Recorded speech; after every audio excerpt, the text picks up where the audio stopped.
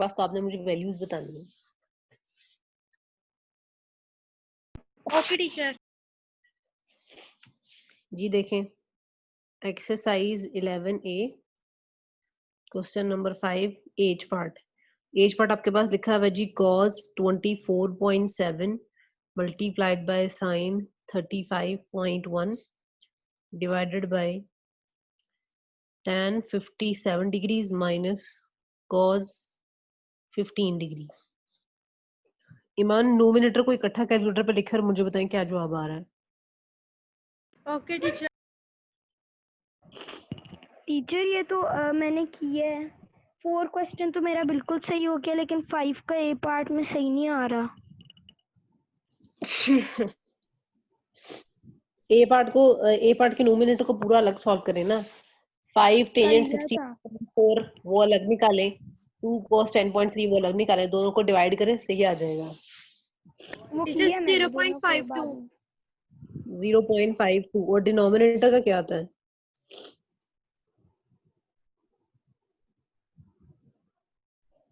Teacher इसके बाद ए part भी सॉल्व कर देना।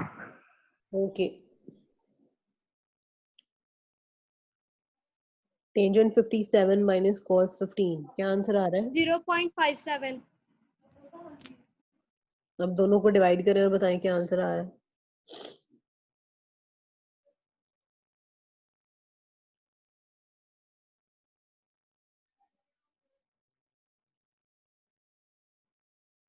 Zero point 0.91। आई होप कि बाकी सबके भी यही आंसर आ रहे होंगे। 11A question number 5 as part. Question number 5 as part ये देखें, एक्सरसाइज है जी 11A question number 5 as part 0.91।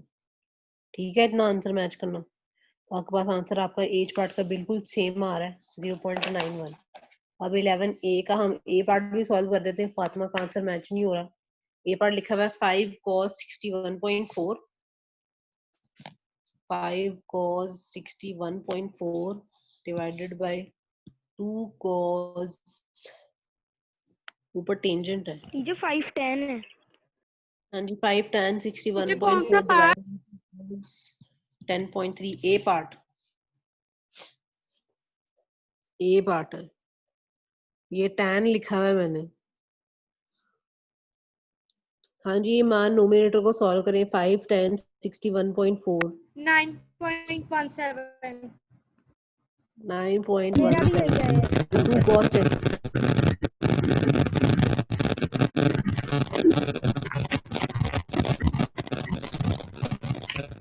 इधर डिनोमिनेटर आ रहा है 1.96।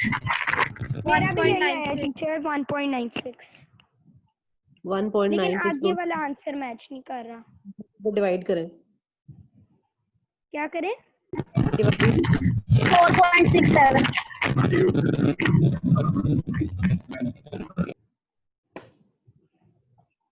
क्या प्रॉब्लम है? 4.67 आता है। क्वेश्चन नंबर 5 ए मेरा पार्ट। टीचर एक फ्रैक्शन आ रही है तो 131/28। आपके कैलकुलेटर के ऊपर ना ये एक की बनी होगी SD, ये की बनी Yes. होगी, इसको प्रेस करें। SD यस बनी है। इसको प्रेस करें, आपके पास कर दिया।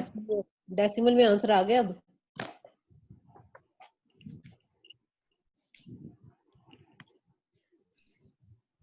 आया फातिमा आंसर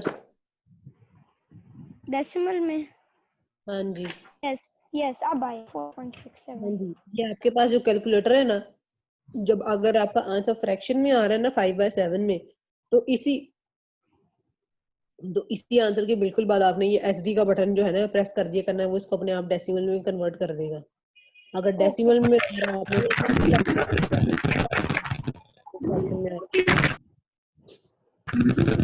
इधर पीछे तो 4.66 है। ठीक है, उन्होंने राउंड ऑफ नहीं किया, राउंड ऑफ का इशू हमारा प्रॉब्लम नहीं है। इतना मार्जिन हमारे पास होता है कि राउंड ऑफ हो रहा है या नहीं हो रहा, हम उतना आंसर देखते हैं, उससे फर्क नहीं पड़ेगा। अच्छा जी, अब मैं आप लोगों को ना, आप लोगों की आसानी के लिए यहाँ पर लिखने लगी हूँ formula. Some people have curly brown hair through proper brushing. Sin theta, cos theta और tangent theta perpendicular over hypotenuse, base over hypotenuse, perpendicular over base. मैं स्टार्ट करने लगी आपकी एक्सरसाइज 11B. एक्सरसाइज 11B क्या लिखा है? Find the value of the unknown in each of the following right angle triangle. हमने chapter number 10 में भी राइट एंगल को ही डिस्कस किया, हम चैप्टर नंबर 11 में भी राइट एंगल को ही डिस्कस करेंगे. ए पार्ट में उसने आपको एक ट्राइंगल दे दी है, दो एंगल्स दिए हुए, ए दिया हुआ है और 15 डिग्री दिया हुआ है. अननोन आपके पास डेफिनेटली ए है, अपने ए की वैल्यू फाइंड आउट. तो मैं टीचर वो यहाँ एक पे बार दिखा दें S = P वाला जो भी था.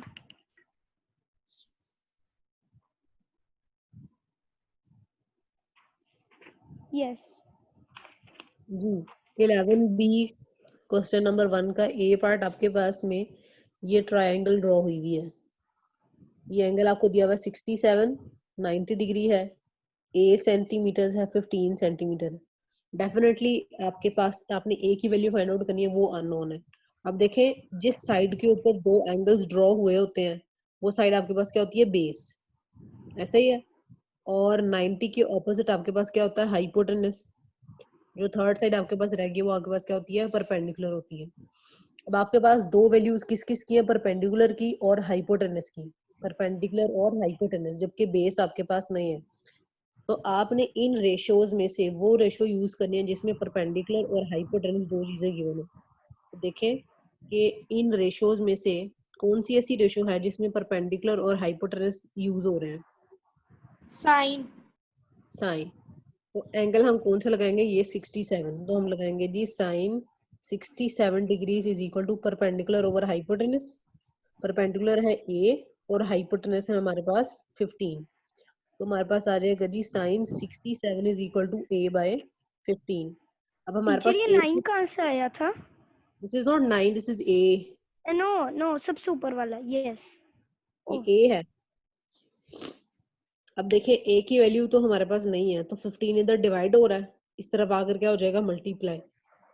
अब आपकी मर्जी है, आप इसको ऐसे लिख दें 15 sine 67 is equal to A, ये लिख दें, या आपने ये लिखना है sine 67 multiplied by 15 is equal to A. दोनों केसेस में अंडरस्टूड बात क्या है कि ये पूरी वैल्यू के बाद 15 मल्टीप्लाई हो रहा है. ये ना हो कि आप 67 को पहले 15 से मल्टीप्लाई करें, जो आंसर आए उसका साइन ले लें, ये गलत है. इसलिए मैं ये वाली चीज कभी यूज नहीं करती, क्योंकि ये बच्चे कंफ्यूज हो जाते हैं.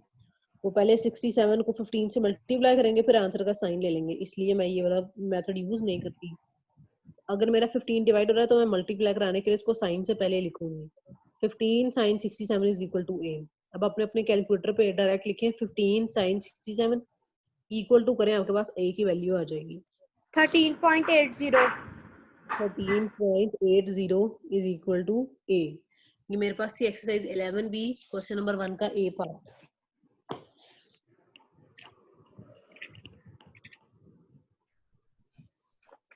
ये आ गई एक्सरसाइज 11B क्वेश्चन नंबर 1 का ए पार्ट. 13.8 आपके पास आंसर बिल्कुल करेक्ट आ रहा है. ठीक है. अब हम चल जाते हैं अपने बी पार्ट की तरफ. सिर्फ आपने पहले सबसे पहले ये रिकॉग्नाइज करना है कि बेस, परपेंडिकुलर और हाइपोटेनस कौन कौन से हैं.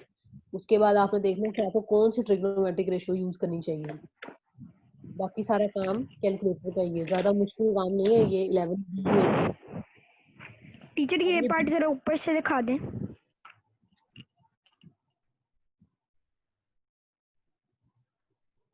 यस थैंक यू जी. अब मैं बी पार्ट इसका सॉल्व करने लगी हूँ. बी पार्ट में आपको दोबारा से एक राइट एंगल ट्राइंगल दी गया है और कुछ इस तरह से है वो ट्राइंगल. 90 डिग्री एंगल आपके पास है 15 डिग्री. 9.7 सेंटीमीटर है और ये बी सेंटीमीटर है. तो जिस लाइन के ऊपर दो एंगल बन रहे होंगे वो आपके पास आ जाएगी बेस. बेस 90 के ऑपोजिट आ जाएगा हाइपोटेनस, और जो थर्ड साइड आपके पास रह जाएगी वो आपके पास क्या हो जाती है? परपेंडिकुलर हो जाती है. अब मैंने यूज करना है परपेंडिकुलर और हाइपोटेनस. दोबारा से परपेंडिकुलर और हाइपोटेनस है, बेस की वैल्यू नहीं है मेरे पास, इसका मतलब दोबारा से मुझे साइन यूज करना पड़ेगा. साइन, और इस बार एंगल कितना है? 15. Sine 15 is equal to perpendicular over hypotenuse. Perpendicular है जी 9.7 और बेस और हाइपोटेनस मेरे पास है बी. तो मेरे पास वैल्यू आ गई sine 15 degree is equal to 9.7 divided by B. B divide हो रहा है, इधर आकर क्या हो जाएगा मल्टीप्लाई है, तो मल्टीप्लाई कराने के लिए मैं साइन से पहले हमेशा लिखती हूँ B sine 15 is equal to 9.7। अब ये b और साइन 15 आपस में हो रहे हैं मल्टीप्लाई, तो साइन 15 को आप राइट साइड पे ले हैं तो हो जाएगा डिवाइड 9.7 डिवाइडेड बाय साइन 15। जी अब आपने टीचर इनकी समझ नहीं आई। यहाँ तक तो समझ में आ गई होगी कि sine 15 is equal to 90 yes divide yes. अब मैं सिंपल यहाँ से आपने मैं b को यहाँ और साइन 15 को यहाँ ले आऊँ। देखो b मेरा साइन 15 की जगह पे आ गया, साइन 15 मेरा b की जगह पे आ गया। इस स्टेप में देखें ये b और साइन 15 दोनों ने अपनी जगह बदल ली है, यही काम हुआ है। 9.7 को साइन 15 पे डिवाइड कर दें, आपके पास आंसर आ जाएगा।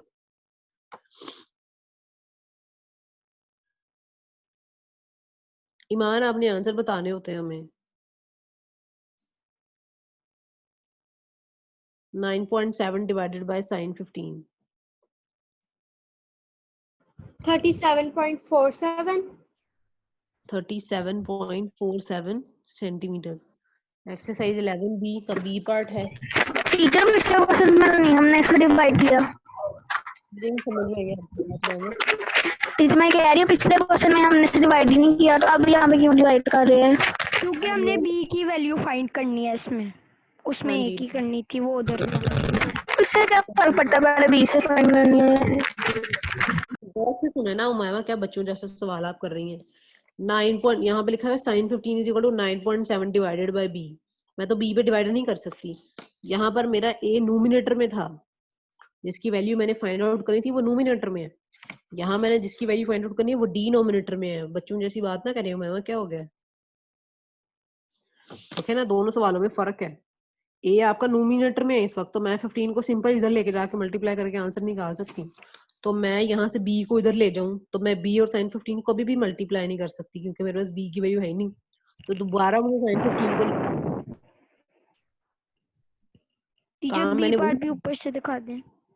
काम मैंने वही किया था कि मैं b को उधर ले गई थी, कि डिनोमिनेटर में जो भी चीज थी मैं उसको वहां ले गई थी। यहाँ भी मैंने ये किया था, डिनोमिनेटर में जो भी है मैं उसको लेफ्ट साइड पर लेकर गई थी, लेकिन यहाँ पर मल्टीप्लाई हो जाते थे, यहाँ पर अभी भी मल्टीप्लाई नहीं हो सकते। तो मुझे साइन 15 को वापस डिनोमिनेटर में लाना पड़ेगा। आंसर आप लोगों का पीछे लिखा हुआ है 37.5। आप इसको राउंड ऑफ करें तो आपका हो जाएगा। राउंड ऑफ करना है कर ले, नहीं करना तो कोई इशू नहीं है। Okay teacher.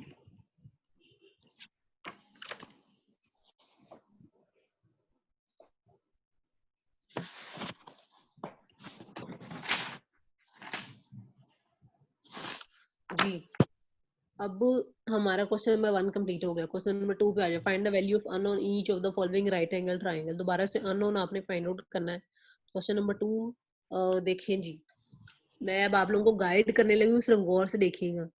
जिस लाइन के ऊपर दो एंगल बन रहे हों वो लाइन आपके पास क्या होती है? बेस। 90 के ऑपोजिट आपके पास क्या होता है? हाइपोटेनस। अब आपने कौन सी ट्रिग्नोमेट्रिक रेशियो यूज करें जिसमें हाइपोटेनस और बेस दोनों यूज हो रहे हों? हाइपोटेनस और बेस किसमें यूज हो रहे होते हैं? कॉस तो आप कॉस का आंसर क्या लिखेंगे?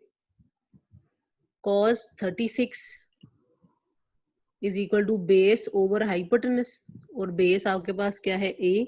हाइपोटेनस कितना है जी? 13.5। तो cos 36 आ जाएगा a डिवाइडेड बाय 13.5। अब यहाँ से कुछ सॉल्व करना है आपने, ठीक है? यहाँ से आपने क्वेश्चन नंबर 2 के a पार्ट को कुछ सॉल्व करना है। सिर्फ एक स्टेप की बात है। हाँ जी बताएं। 10.92 10.92। बाकियों ने खुद यूज करना है कि इसको कैसे देखना है। ये क्वेश्चन नंबर 2 का बी पार्ट देखें। जिस लाइन पर दो एंगल बन रहे हैं वो आपकी होती है बेस। 90 के ऑपोजिट क्या होता है? हाइपोटेनस। बेस और हाइपोटेनस दोबारा से cos यूज होगा और एंगल कितना होगा? 61। cos 61 is equal to base over hypotenuse. Base आपके पास कितनी है? 17। हाइपोटेनस आपके पास कितना है? b। तो cos 61 is equal to 17 divided by b। अब यहाँ से दोबारा से स्टेप खुद सॉल्व करना है, क्योंकि आप यहाँ से गड़बड़ कर रहे हैं। यहाँ से अब आप लोगों ने खुद अपना दिमाग यूज करना है। ईमान आप मुझे बी की वैल्यू बता सकती हैं क्या आएगी? 35.06। 35.06। ये आपका क्वेश्चन नंबर 2 भी यहाँ खत्म हो जाता है। क्वेश्चन नंबर 1 में दोनों सवालों में साइन यूज हुआ है, क्वेश्चन नंबर 2 में टीचर दोनों सवालों में पास कॉस यूज हुआ है। जी मेरी भी 10.92 आ रही है फर्स्ट पार्ट की। ठीक है, बिल्कुल ठीक है फातिमा। क्वेश्चन नंबर 3 पे आ जाए आप लोग। क्वेश्चन नंबर 3 क्या लिखा है? Find the value of unknown in each of the following right angle triangle.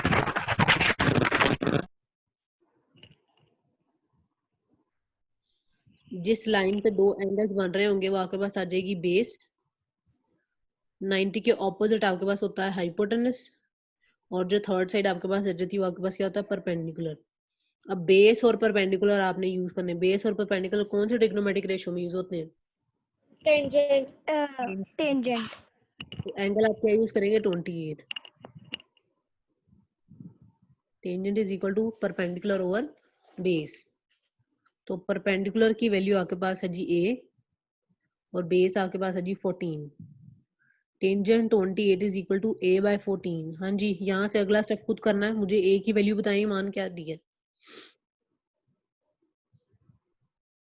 मैं बताऊं टीचर?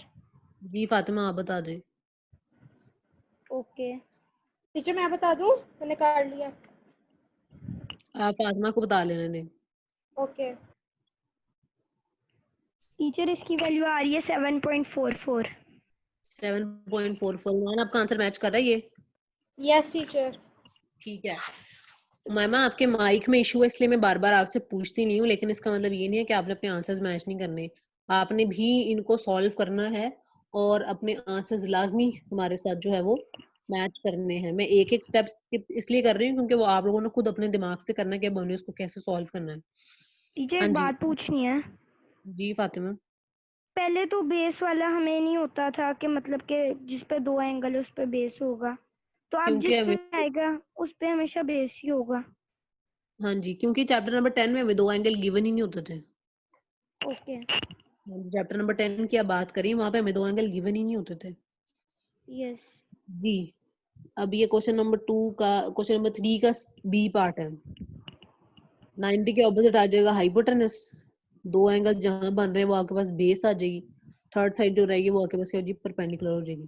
परपेंडिकुलर और बेस यूज करना है, दोबारा से आपके पास टेंजेंट और एंगल क्या होगा? 62.5। Tangent 62.5 is equal to perpendicular over base. Perpendicular है जी आपके पास 13 और बेस क्या है? बी।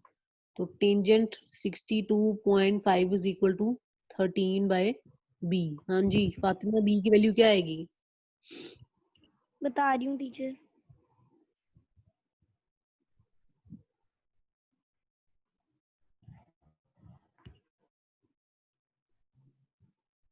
बी की आ रही है 24.97। 24.97। ईमान आपका आंसर मैच कर रहा है? नो टीचर मेरा 6.76 आ रहा है। फातिमा आपने अपने कैलकुलेटर के ऊपर क्या लिखा है? मैंने लिखा है टीचर पीछे से मेरा मैच कर रहा है। 13.62.5। 13 क्या फातिमा? 13 13.10.62.5। क्यों? ये टेंजेंट को इधर लाए, बी को उधर लेके जाए ना। तो लिखना था 13 डिवाइडेड बाय टेंजेंट 62.5। क्या लिखना था? 13 divided by tangent 62.5। B denominator में, ओके न्यूमरेटर में नहीं है। Okay 13 divided by tangent 62.5।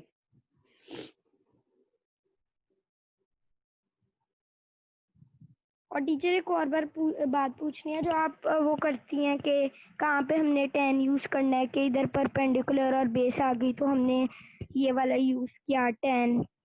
तो हाँ टीचर जी, ये हमें किस तरह पता लगता है कि परपेंडिकुलर और बेस? मैं ना अपने साथ ना ये लिख लेती हूँ, ये जो मैंने लिखा था ना। ये तो मैंने मैं देख, लिख ली है।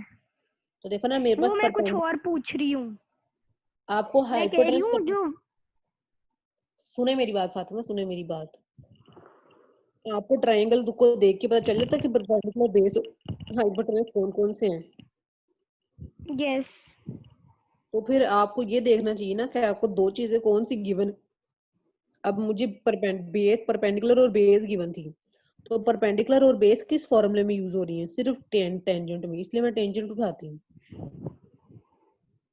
ओके परपेंडिकुलर और हाइपोटेनस था पहले क्वेश्चन में, तो मैंने देखा परपेंडिकुलर और हाइपोटेनस सिर्फ साइन में आते हैं और कहीं आते ही नहीं, तो मैंने साइन लिया। बेस और हाइपोटेनस आ रहे हो तो फिर मैं कॉज उठाती हूँ, क्योंकि और कहीं बेस और हाइपोटेनस इकट्ठे आते ही नहीं, इसलिए मैं इनको अपने साथ ओके पहले लिख लेती हूँ ताकि मुझे पता चल जाए कि मैंने कौन सी रेशियो यूज करनी है। यस ठीक, अब आ जाए क्वेश्चन नंबर 4 पे। क्या आज के लिए इतना ही बहुत है? बहुत है टीचर। चलें, आप क्वेश्चन हमने नंबर 4 का ए पार्ट हमें होमवर्क दे देना, हम खुद से कर लेंगे। ए पार्ट थोड़ा लेंथी है, मैं ए पार्ट करा दूंगी तो बाकी सारे आपसे अपने आप हो जाने, ओके सोच ले। चलो टीचर फिर नेक्स्ट टाइम में करा। चलें ठीक है। हमने एक्सरसाइज 11B का क्वेश्चन नंबर 1, 2 और 3 सॉल्व किया। 4 और 5 हमने और सॉल्व करने हैं, बस 4, 5 और 6 सॉल्व करना है। क्वेश्चन नंबर और टीचर 4, हमारा 5। सिलेबस कहाँ तक है?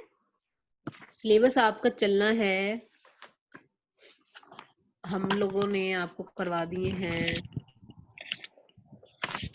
आप लोग इस बुक का चैप्टर नंबर 1 पढ़ चुके हैं और चैप्टर नंबर 3 भी पढ़ चुके हैं, चैप्टर नंबर 2 भी पढ़ चुके हैं, 4 पढ़ चुके हैं, 5, 6 और उसके बाद आपने पढ़ा है 6 के बाद आप आ गए हैं 10 पे यस और फिर 11।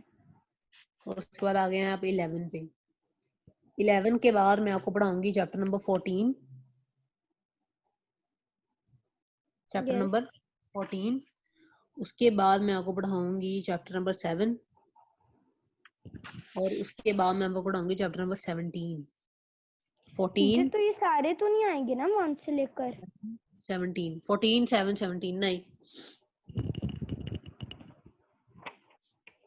ये 17 अगर टाइम बचा ना हमारे पास तो हम करेंगे 7 और 17। अगर सेशन खत्म होने में हमें ज्यादा टाइम हुआ, यानी कि हमें टाइम मिल गया, हमारा सिलेबस पहले खत्म हो गया, तो हम करेंगे, वरना 7 और 17 दोनों ऑप्शन पे हैं। ओके 14 तक हमने लाजमी जाना है, 7 और 17 ऑप्शन पे हैं। आपने पढ़ा है 1, 2, 3, 4, 5, 6, 3, 4, 5, 6। उसके बाद आप पढ़े हैं चैप्टर 10, चैप्टर 11, फिर पढ़ना है 14। ये कंपल्सरी है। टीचर चैप्टर 2 तो नहीं पढ़ा हमने। चैप्टर 2 नहीं पढ़ा? चैप्टर 2 पढ़े, पढ़ा था ग्राफ्स पढ़े वाला। चैप्टर नंबर टीचर 2 हमने सारा तो नहीं किया था, उसकी बस हमने प्रैक्टिस की थी जब हम स्कूल होते थे तब। चैप्टर नंबर 2 सारा तो जो है नहीं किया, ये उसकी पहली एक्सरसाइज सिर्फ की है।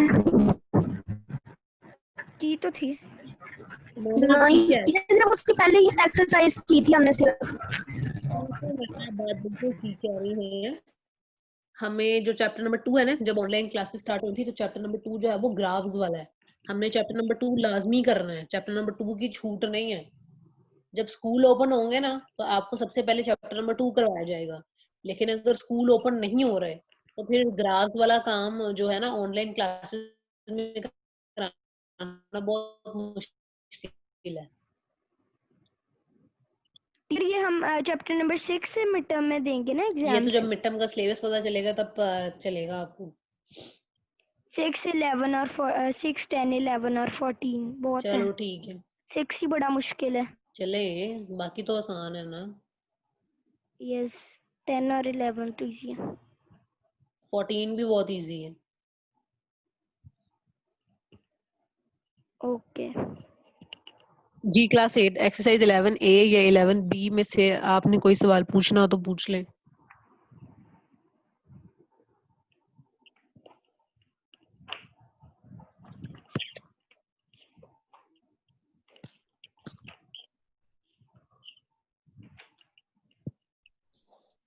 क्लास 8 आपने एक्सरसाइज 11A या 11B में से कोई सवाल पूछना तो पूछ लें।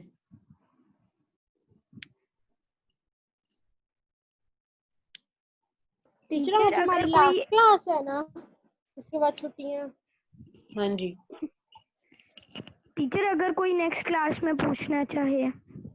आप नेक्स्ट क्लास स्टार्ट होने से पहले पूछ लें। कॉपी में अभी करना है ना, इसलिए कह रही हूँ। चलें ठीक है, आप आराम से काम करिएगा। जब हाँ जहाँ आपको मुश्किल है ना, आप तभी पूछ लेना कि मुझे ये समझा दे, मेरा ये मिस हो गया। मैं कोशिश करूंगी कि मैं पूछ लूं, लेकिन ये ना करिएगा कि काम बहुत ओल्ड हो जाए, जैसे आपका चैप्टर नंबर 6 की डिफिकल्टीज बड़ी ओल्ड हो गई है, यस, तो ये इतना पर इतनी टीचर पुरानी। उसमें बहुत ज्यादा है। जो आप होमवर्क देती थी ना वो मुझे समझ नहीं आता था।